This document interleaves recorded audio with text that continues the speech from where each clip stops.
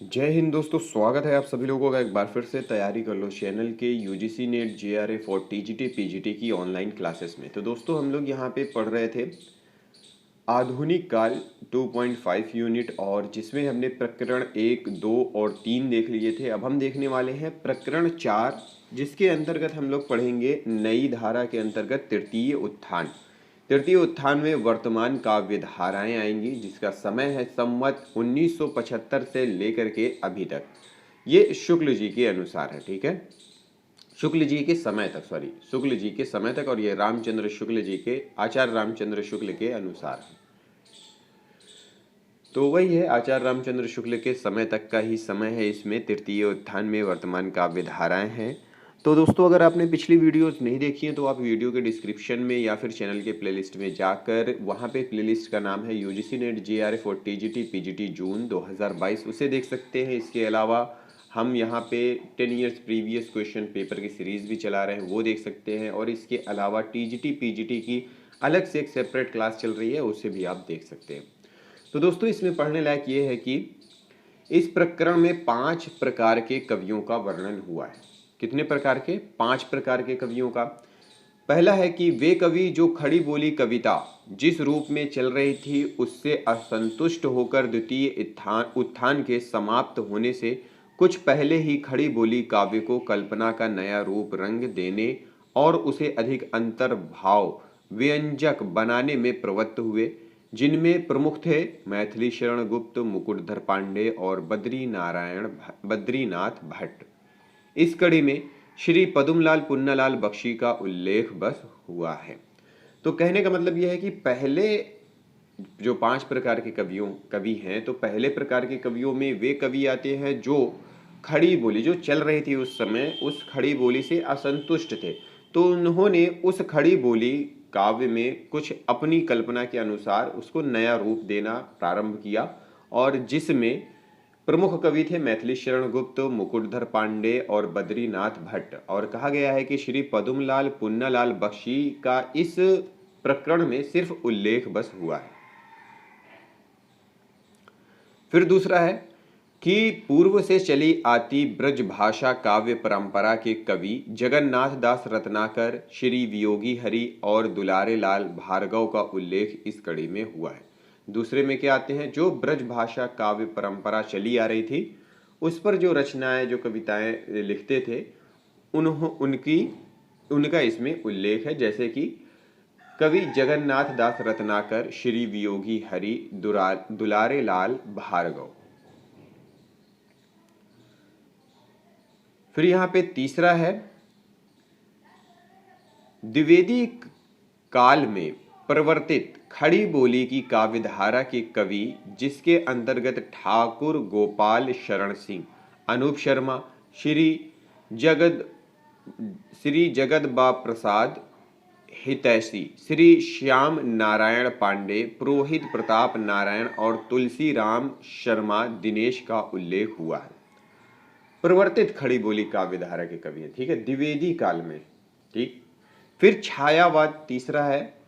छायावाद काव्यधारा के कवि जिनमें प्रमुख हैं जयशंकर प्रसाद, सुमित्रानंदन पंत, सूर्यकांत त्रिपाठी निराला और महादेवी वर्मा। इनके बारे में आगे भी छायावाद के अंतर्गत इनको हम लोग पढ़ेंगे। इसके अतिरिक्त इस वर्ग के कवियों में मोहनलाल महतो वियोगी, भगवती चरण वर्मा, राम कुमार वर्मा, नरेंद्र शर्मा और रामेश्वर शुक्ल अंचल का उल्लेख भर किया गया है। फिर चौथा है यहाँ पे स्वच्छंद धारा के कवि। इस धारा के अंतर्गत माखनलाल चतुर्वेदी, सिया राम शरण गुप्त, पंडित बालकृष्ण शर्मा नवीन, सुभद्रा कुमारी चौहान, हरिवंश राय बच्चन, रामधारी सिंह दिनकर, ठाकुर गुरु भक्त सिंह और उदय शंकर भट्ट का उल्लेख किया गया है। तो दोस्तों प्रश्न इनमें से कैसा बनता है? देखिए यहाँ पे छायावाद और स्वच्छंद धारा के कवियों का नाम दिया हुआ है, तो ये पूछ लेता है निम्नलिखित में से छायावादी कवि हैं, या पूछ लेता है निम्नलिखित में से कौन छायावादी कवि नहीं है, स्वच्छंद धारा के कवि निम्नलिखित में से कौन है, या फिर कौन सा कवि स्वच्छंद धारा का कवि नहीं है। तो ये चीज़ें भी हमें याद करते हुए चलनी है।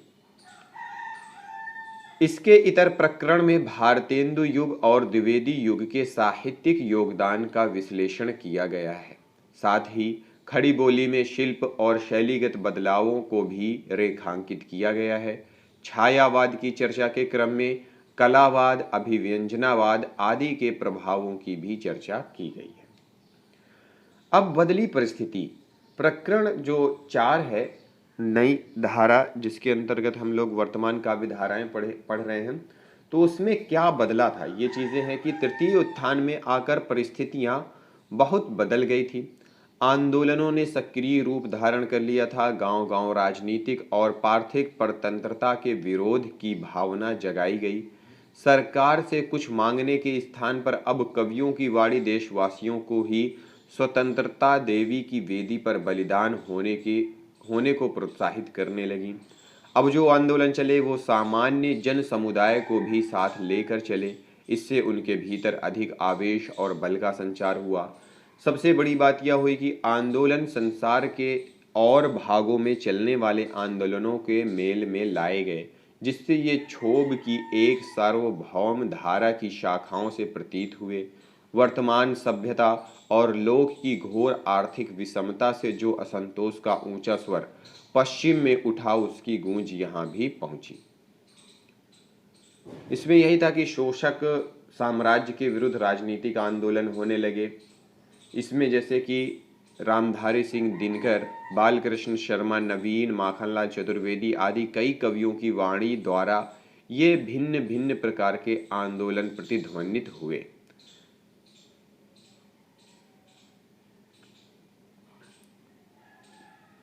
फिर है कि हिंदी में खड़ी बोली के पद्य प्रवाह के लिए 3 रास्ते हैं। खड़ी बोली के पद्य प्रवाह के लिए 3 रास्ते हैं। पहला है उर्दू या फारसी की बाहों का, दूसरा संस्कृत के वृत्तों और हिंदी के छंदों का, ठीक है, संस्कृत के वृत्तों, और तीसरा हिंदी के छंदों का। प्रथम मार्ग का अवलंबन तो मैं नैराश्य या आलस से समझता हूँ, वह हिंदी काव्य का निकाला हुआ अपना मार्ग नहीं है। उर्दू या फारसी की बाहों का कहा गया। फिर है कि संस्कृत के वृत्तों का माधुर्य अन्यत्र दुर्लभ है, पर उनमें भाषा इतनी जकड़ जाती है कि वह भावधारा के मेल में पूरी तरह स्वच्छंद होकर नहीं चल सकती। संस्कृत पदावली के अधिक समावेश से खड़ी बोली की स्वाभाविक गति के प्रसार के लिए अवकाश कम रहता है। तात्पर्य यह है कि संस्कृत पदावली का अधिक आश्रय लेने से खड़ी बोली के मंझने की संभावना दूर ही रहेगी, क्योंकि संस्कृत थोड़ा कठिन होती है। फिर है खड़ी बोली का पूर्ण सौष्ठव के साथ मंझना तभी कहा जाएगा जब पद्यों में उसकी अपनी गतिविधि का पूरा समावेश हो, वाक्य सफाई के साथ बैठे तथा वह हिंदी के प्रचलित छंदों में स्वाभाविक गति से खप सके। भाषा का इस रूप में परिमार्जन उन्हीं के द्वारा हो सकता है जिनका हिंदी पर पूरा अधिकार है, जिन्हें उसकी प्रकृति की पूरी परख है। हिंदी भी एक भाषा है जो आते आते आती है। नवीन छंदों के प्रयोग तथा अतुकांत रचनाओं तुक भी ऐसी कोई अनिवार्य वस्तु नहीं है के संबंध में शुक्ल जी ने आपत्ति नहीं की, किंतु छंद मुक्त कविता को निराला से जोड़ते हुए उसे कवि वाल्ट हिटमैन की नकल कहा है। पद्य व्यवस्था से मुक्त काव्य रचना वास्तव में पाश्चात्य ढंग की गीति काव्यों के अनुकरण का परिणाम है। हमारे यहाँ संगीत में बंधी राग रागनियाँ हैं, पर यूरोप में कंपोजर्स अपनी अलग अलग नाद योजना या स्वर मैत्री चलाया करते हैं। उस ढंग का अनुकरण पहले बंगाल में, फिर हिंदी में, विशेषकर निराला के यहाँ हुआ। इस संबंध में यही कहना है कि काव्य का प्रभाव केवल नाद पर अवलंबित नहीं,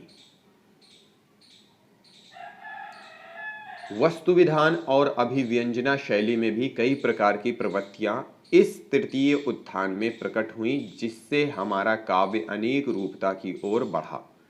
किसी वस्तु में अनेक रूपता आना विकास का लक्षण है। यदि अनेकता के भीतर एकता का कोई सूत्र बराबर बना है, अतः काव्यत्व यदि बना रहे तो काव्य का अनेक रूप धारण करके भिन्न भिन्न शाखाओं में प्रवाहित होना उसका विकास ही कहा जाएगा। अब है कि भारतेंदु युग। प्रकरण 4 में हम पढ़ रहे हैं भारतेंदु युग। काव्य को देश की बदलती हुई स्थिति और मनोवृत्ति के मेल में लाने के लिए भारतेंदु मंडल ने कुछ प्रयत्न किया, पर यह प्रयत्न केवल सामाजिक और राजनीतिक स्थिति की ओर हृदय को थोड़ा प्रवृत्त करके रह गया। राजनीतिक और सामाजिक भावनाओं को व्यक्त करने वाली वाणी भी दबी सी रही। उसमें ना तो संकल्प की दृढ़ता और न्याय के आग्रह का जोश था, ना उलटफेर की प्रबल कामना का वेग था। स्वदेश प्रेम व्यंजित करने वाला यह स्वर अवसाद और खिन्नता का स्वर था, आवेश और उत्साह का नहीं। उसमें अतीत गौरव का स्मरण और वर्तमान हास का वेदनापूर्ण अनुभव ही स्पष्ट था। शासन की अव्यवस्था और अशांति के उपरांत अंग्रेजों के शांतिमय और रक्षापूर्ण शासन के प्रति कृतज्ञता का भाव भारतेंदु काल में बना हुआ था। इससे उस समय की देशभक्ति संबंधी कविताओं में राजभक्ति का स्वर प्रायः मिला पाया जाता है। देश की दुख दशा का प्रधान कारण राजनीतिक समझते हुए भी उद्धार के लिए कवि भगवान को पुकारते मिलते हैं। सरकार पर रोष या असंतोष की व्यंजना उनमें नहीं मिलती। कुछ नूतन भावनाओं के समावेश के अतिरिक्त काव्य की परंपरागत पद्धति में किसी प्रकार का परिवर्तन भारतेंदु काल में ना हुआ। भाषा ब्रज भाषा ही रहने दी और उसकी अभिव्यंजन शक्ति का विशेष प्रसार ना हुआ।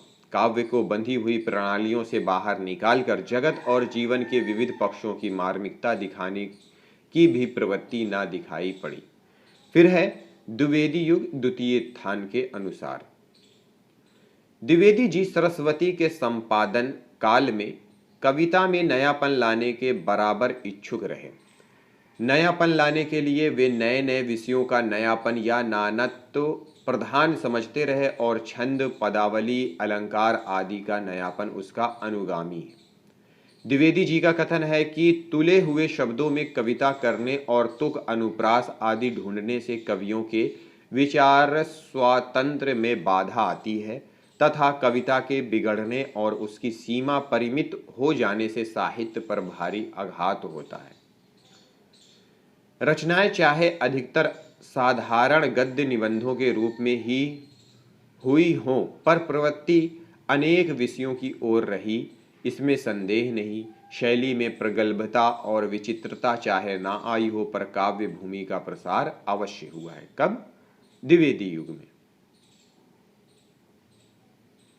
द्विवेदी काल की देशभक्ति संबंधी रचनाओं में शासन पद्धति के प्रति असंतोष तो व्यंजित होता था, पर कर्म में तत्पर कराने का, आत्मत्याग कराने वाला जोश और उत्साह न था।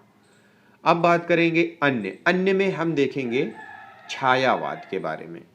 ठीक है, तो दोस्तों अगले जो टॉपिक है वो लेकर आएंगे अगली वीडियो में। इस वीडियो को यहीं पे समाप्त करते हैं। मिलते हैं अगली वीडियो में अगले टॉपिक के साथ। इस वीडियो को देखने के लिए बहुत बहुत धन्यवाद।